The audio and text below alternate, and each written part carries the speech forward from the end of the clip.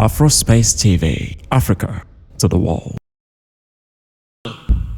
For those of you who are very close to me, you know, I have a passion for a man who gave us all what we do today. And for every time I think about that man, I always remember this song to be sung tonight by Taiwo Omotunde. Thank you very much.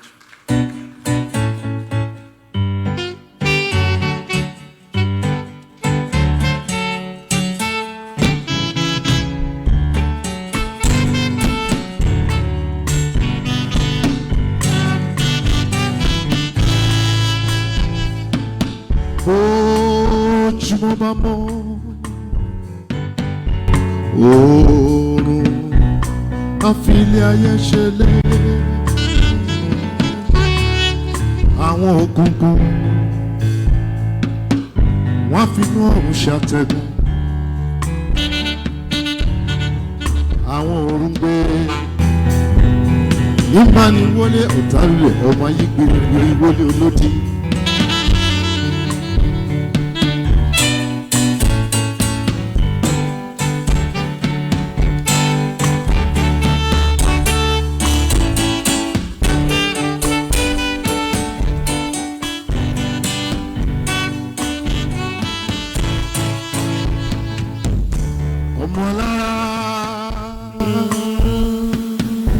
Ama polówó rẹ̀ nílé ra ọmọ ajérò apolówó rẹ̀ nílé jérò ẹ̀sí ń bá pé òbí òṣòlówó mi o. Awólọ́wọ̀ o ìwọ ni mo jí rí lè ní ire ń wá mi bọ̀ àwò ọmọ àwò àwa. Àwọ̀ àlàáfíà àdáwò àwa o, Ajagunmalè Awólọ́wọ̀ o. Àwọ̀ mímọ́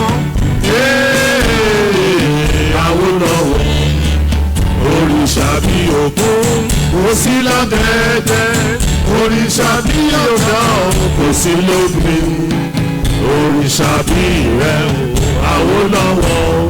Kò sí nílẹ̀ Yorùbá àwa ti mọ̀ ìmọ̀ òwe ìmọ̀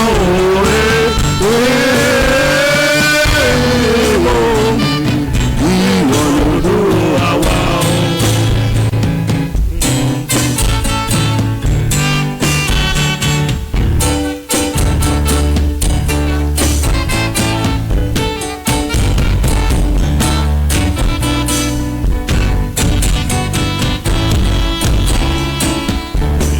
Síwájú àwọn ọmọ Yorùbá a tún padà sáyé tó yọwọ́ dúdú wa a tó lè owó ná kí iṣẹ́ pọ̀ lóde ayé yẹ o a máa bà ṣe wò ó dọ̀wọ́ rẹ̀ o Ajagunmalè ìwọ lòdùrò àwa o. Ìmọ̀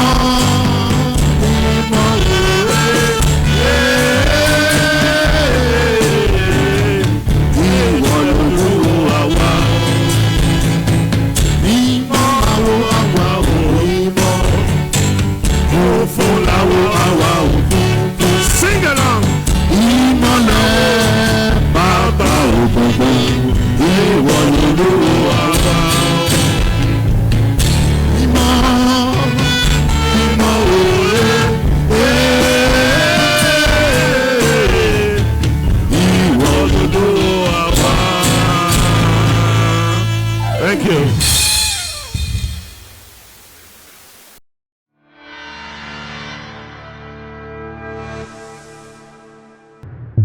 Afrospace TV, Africa to the world.